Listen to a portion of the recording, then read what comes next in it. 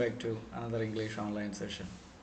Today we are going to look into the poem The Tale of Custard the Dragon, and it is written by Ogden Nash.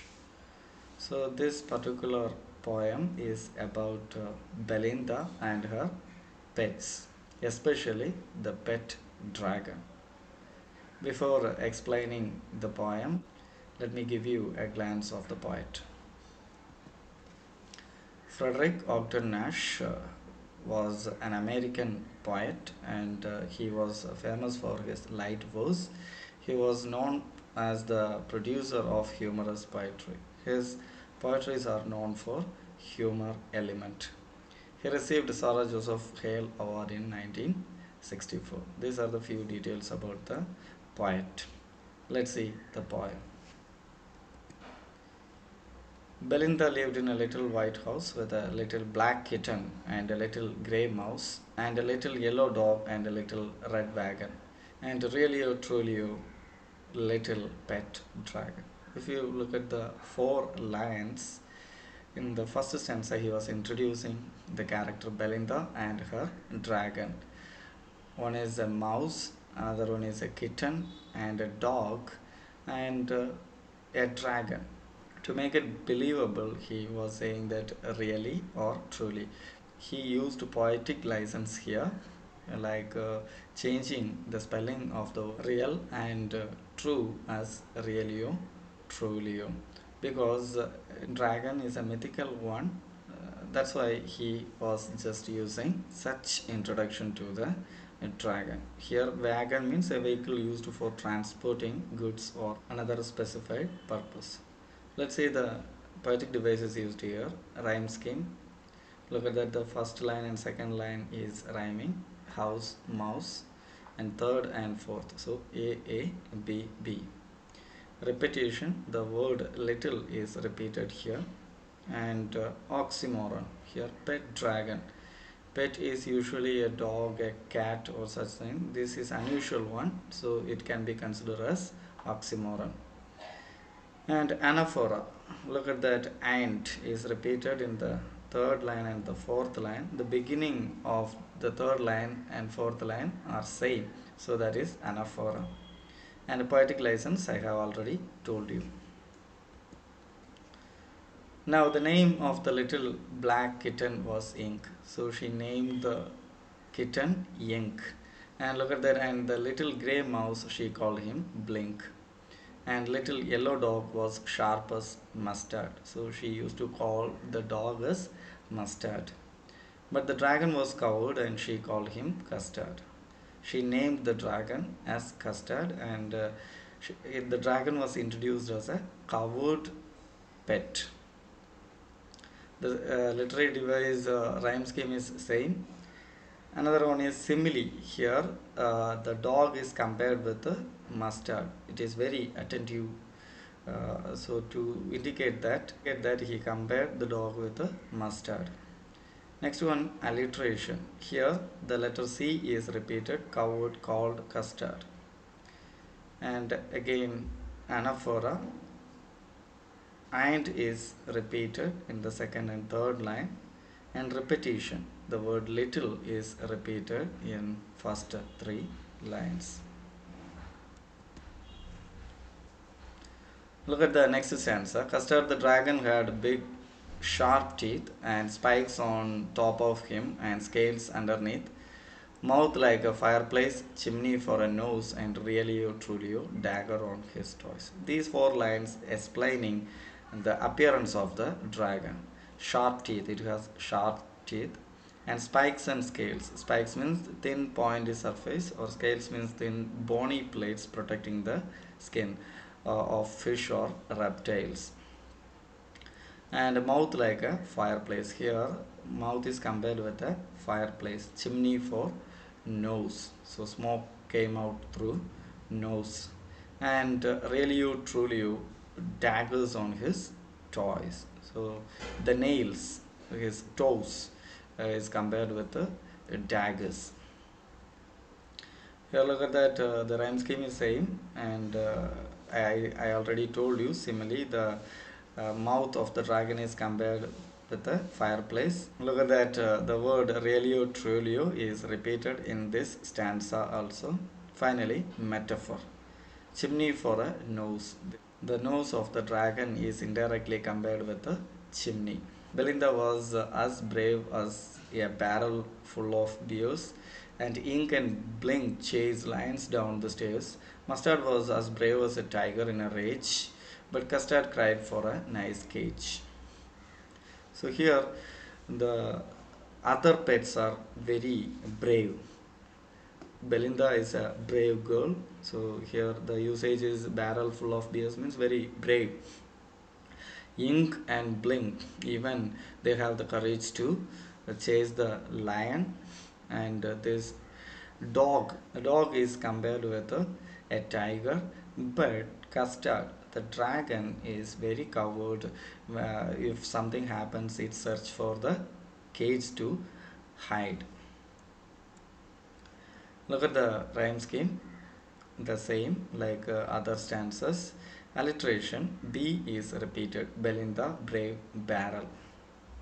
Belinda tickled him, she tickled him unmerciful. Ink, Blink, and Mustard, they rudely called him Percival. They all sat laughing in the red wagon at the Relio Trulio, cowardly dragon. So, how this Belinda and other pets treat him, that was explained here.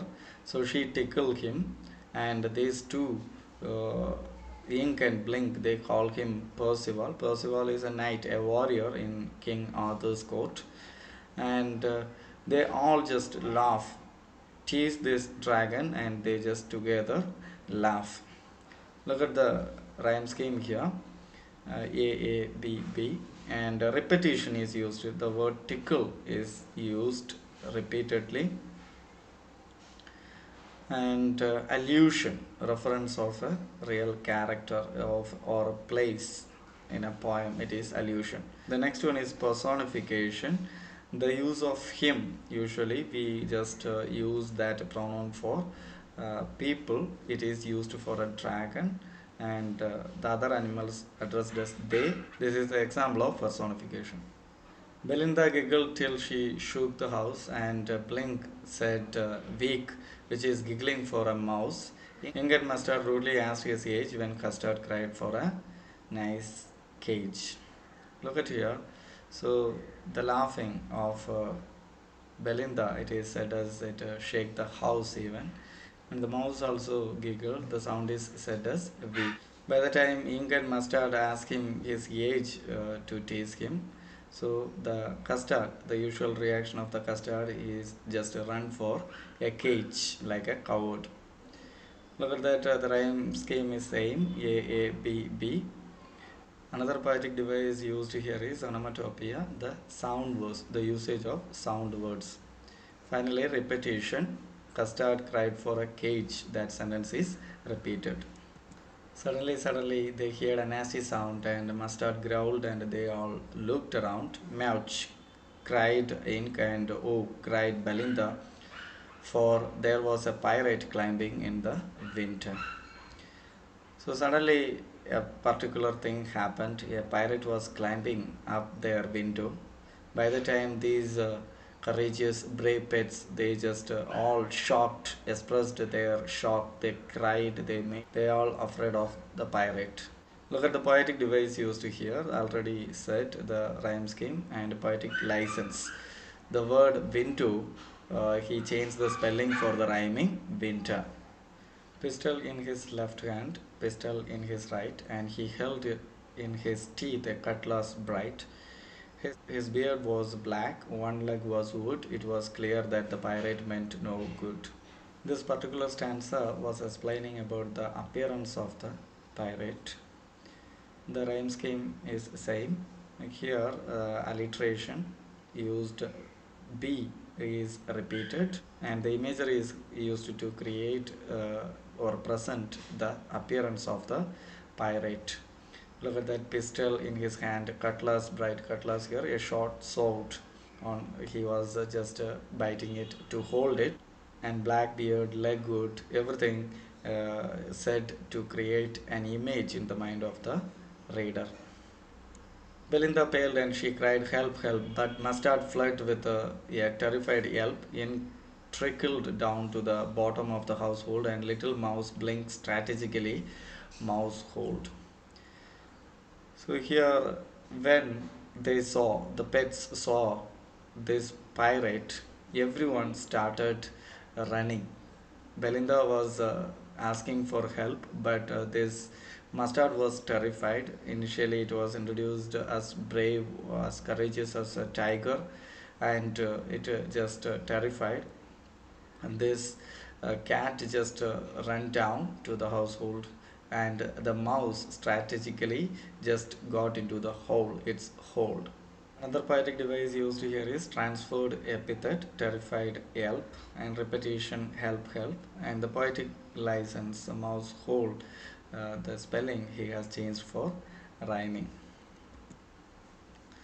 And next one, but up jumped Custard, snorting like an engine, clashed his tail like an iron in a tension, with a clatter and a clang and a jangling scream. He went at a pirate like a robin at a worm. So now only they realized the brave attitude of the dragon.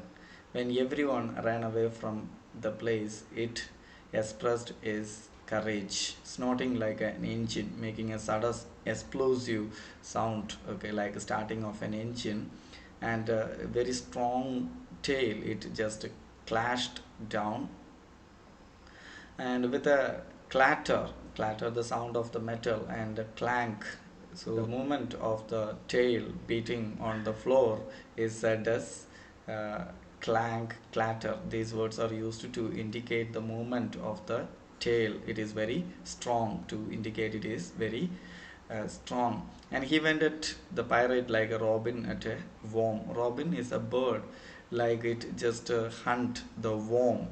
Likewise, this dragon is moving towards the pirate.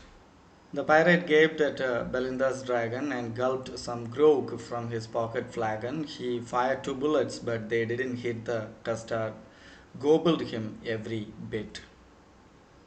Look at here, when the pirate saw the dragon, he initially just afraid of that, but he just drank some liquor from his pocket, and then he just fired two bullets at the dragon, but it didn't hit the dragon.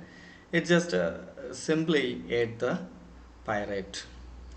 The poetic device here, gulped grog, G is repeated, alliteration, and imagery.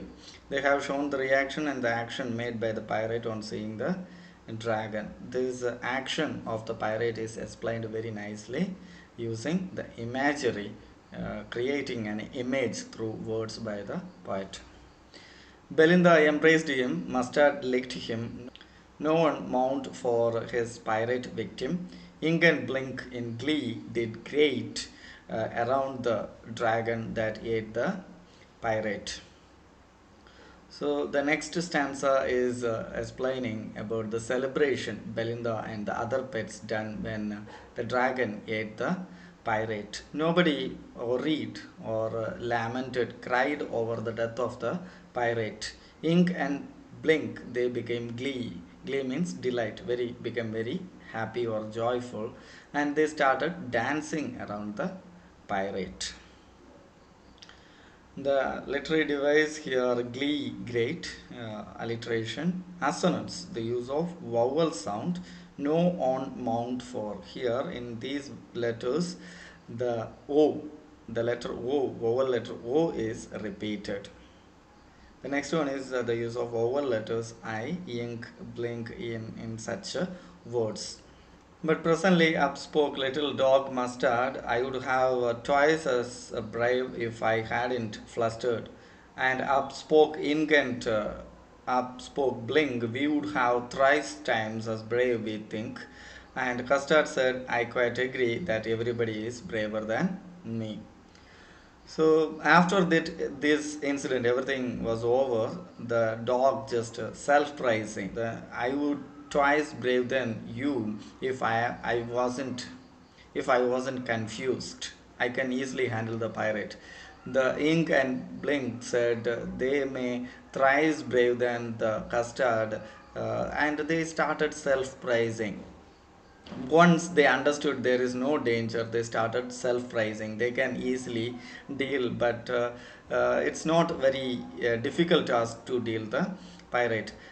For that, the dragon simply agreed with them. Yeah, you all are brave, like simply agreed. Belinda still lives in her little white house with her little black kitten and her little grey mouse and her little yellow dog and her little red wagon and her really truly little pet dragon. Belinda is as brave as a barrel full of beers, and Ink and Blink chase lions down the stairs. Mustard is as brave as a tiger in a rage, but Custard keep crying for a nice, safe cage.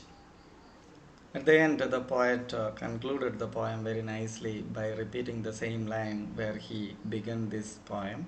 They continued their life as it is, and these Belinda and other pet animals continued their self-praising, and the dragon remained same as he was before. Hope you understood the explanation of the poem. Read it again for better understanding. See you with another lesson in the next class. Till then, take care. Bye.